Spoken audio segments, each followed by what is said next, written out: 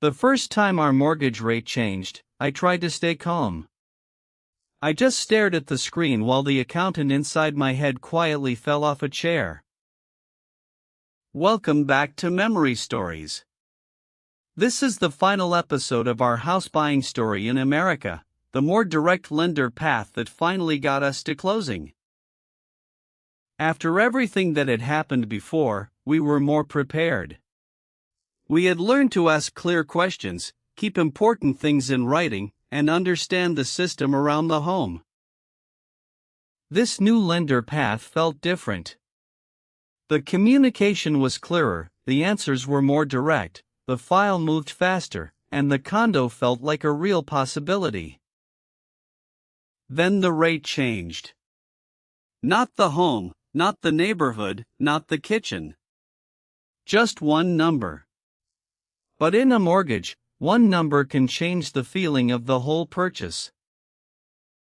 The useful part was that by then, we knew what to ask. Why did the rate change? Is it locked? When does the lock expire? And what can still change before closing?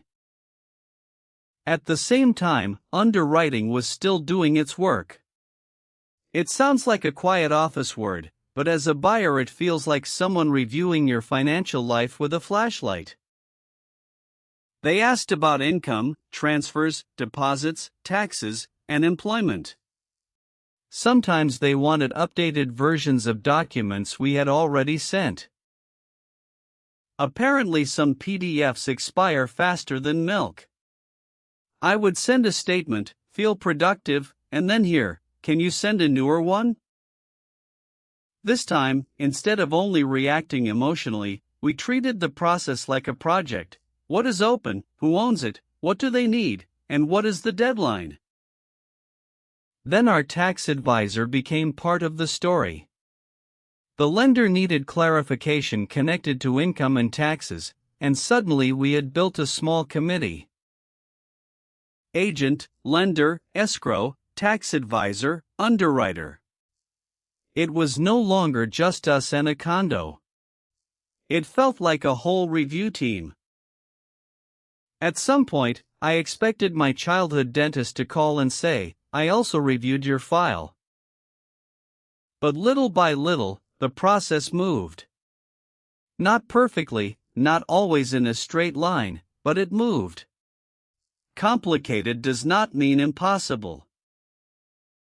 Every time someone said, "We are almost done," I learned to ask, "Almost done with what? Which condition is left?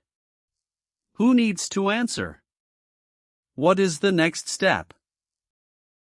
Instead of turning every update into stress, we turned updates into tasks.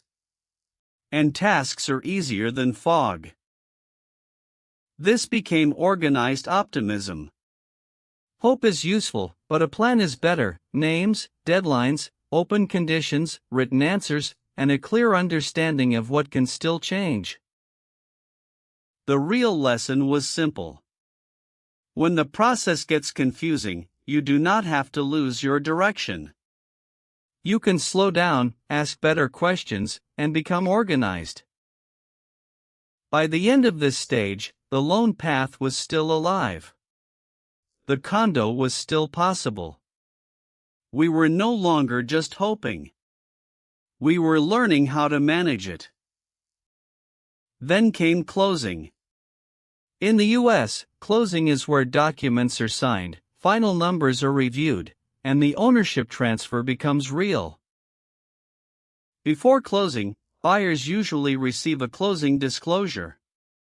It shows final loan terms, projected monthly payment, closing costs, and cash needed to close. Compare it with the earlier loan estimate.